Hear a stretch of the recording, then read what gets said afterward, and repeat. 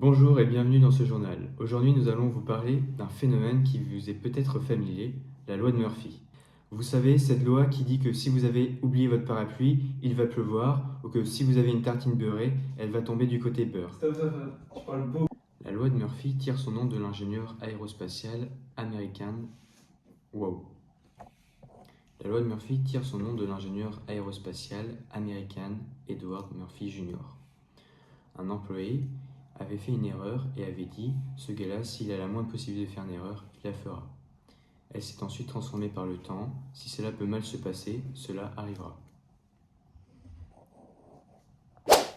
Cette loi peut être interprétée de deux manières différentes.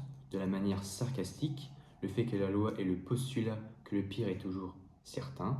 On va justement démontrer cet exemple avec le grand spécialiste du beurre et de la tartine, Clément Gélébart.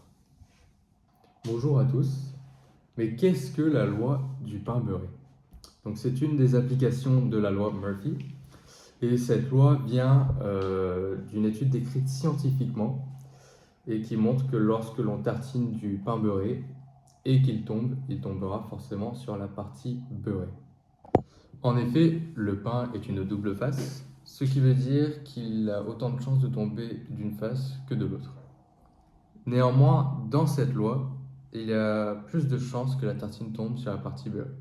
Tout d'abord, parce que la partie beurrée a plus de poids sur cette face, contrairement à l'autre face, car elle n'a pas de beurre. Mais nous pouvons aussi souligner qu'en plus du poids du beurre, la distance entre la tartine et le sol est assez proche, ce qui fait qu'elle n'aura pas le temps de se retourner complètement pour tomber sur la face non beurrée.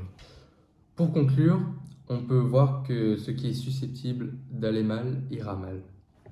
Dans le cas que je vous ai présenté, la tartine va tomber sur la partie beurre. Si l'on suit la loi de Murphy comme règle de conception, elle renvoie à plusieurs cas de figure.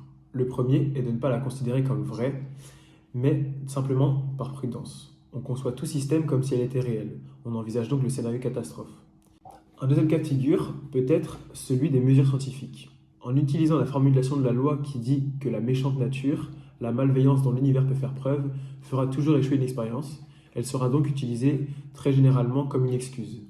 Or, dans le milieu de l'enseignement par exemple, il y a des choses qu'on ne peut pas négliger, comme le manque de moyens ou le manque de temps. En milieu de recherche de pointe, invoquer la loi de Murphy signifie que ni l'expérience ni le raisonnement ne comportaient d'erreur, mais que la finalité a été perturbée par l'événement le plus improbable. Tout cela aboutit à un adage d'étudiant qui dit que pour transformer tout résultat faux en résultat juste, il suffit simplement d'ajouter une constante choisie adéquatement et de même dimension, comme par exemple la constante de Murphy. Ce genre de méthode est aussi utilisée en recherche de pointe, puisque la constante cosmologique d'Einstein avait été élaborée sur ce principe.